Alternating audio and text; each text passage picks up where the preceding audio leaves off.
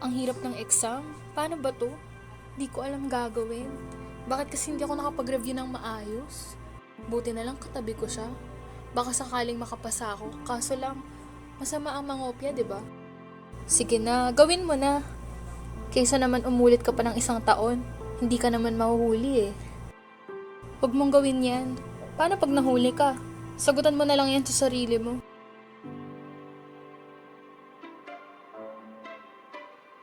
Di naman ako siguro mahuhuli ni ma'am.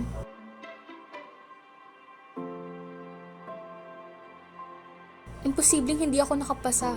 Sinigurado ko naman yun na kumpleto ang sagot ko. Paano na to? Babagsak ako.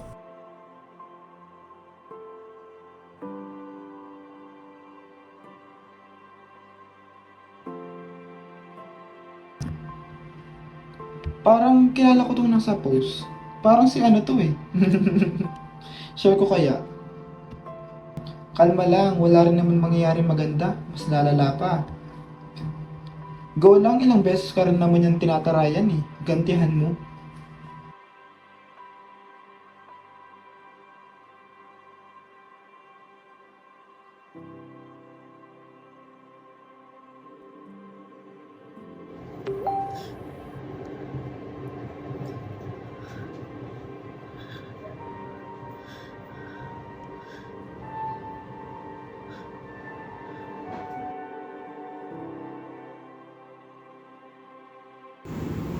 May assignment pa ako. Pasahan na mamaya. Anong gagawin ko? Madali lang naman siguro to. Pag nagyayay ba ako mahalata? Di ko na lang kopyahin lahat para mukhang gawa ko. Search mo na lang yan. Isipin mo wala ka nang gagawin at di ka na mapapagod. Mahalata yan ng prof mo. Madali lang yan. Kaya mong sagutan.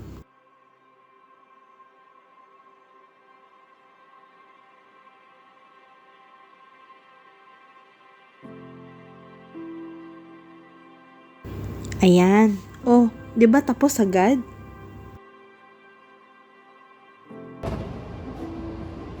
Bago mo ang gawa mo. 100% plagiarize. Binigyan mo kayo ng 3 araw para gawin yan. Pero pinuha mo lang sa internet. Sorry.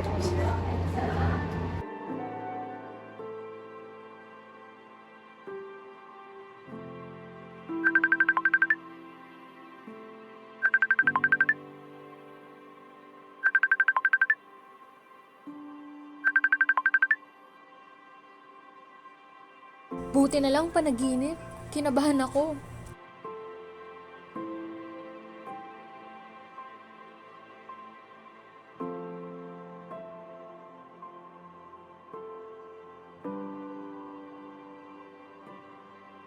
Buti nakapag-review ako. Masasagutan ko to ng maayos.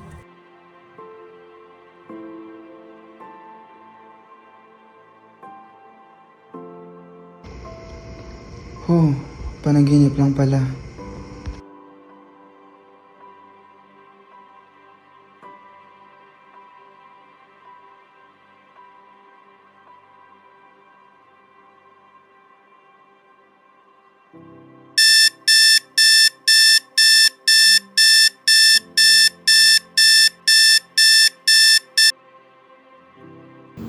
Anong oras na?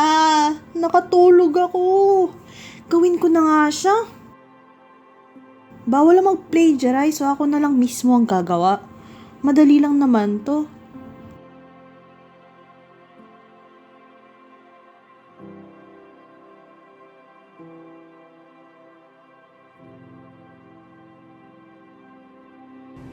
Alexa, Calvin, and Michaela each face ethical dilemmas in their dreams. However, upon waking up, they realign their actions with the principle of natural law ethics. Alexa, in her dream, chose to cheat on an exam, which in the end did not suffice for her to get a good score.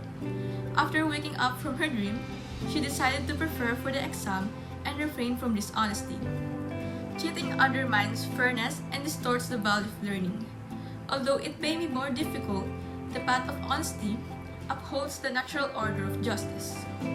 Next, Calvin, in his dream, chose to share a post that violates the dignity of others. contradicting the natural law's emphasis on respect for one another. But after waking up from his dream, he avoided the temptation and he reported the post instead. Calvin's action demonstrates the pursuit of the common good, which promotes respect in the society.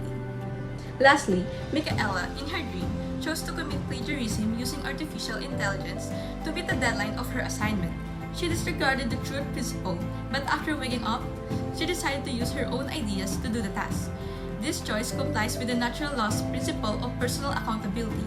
By doing this, Michaela respected her own abilities and adhered to the natural law ethics. Through the experiences of Alexa, Kelvin, and Michaela, we see the power of self-reflection and moral accountability in overcoming temptations and restoring alignment with the natural order. Natural law ethics offers a structured framework for moral decision-making, emphasizing reason, universality, and the pursuit of human good. In reality, we cannot change our decisions. That is why it is important to think critically and act properly to avoid causing negative consequences that may harm other people.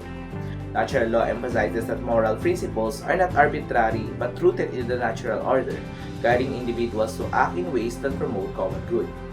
By focusing on fundamental purposes such as preserving life, seeking truth, fostering relationships, and ensuring justice, natural law ethics helps individuals and societies navigate complex moral dilemmas with clarity and consistency.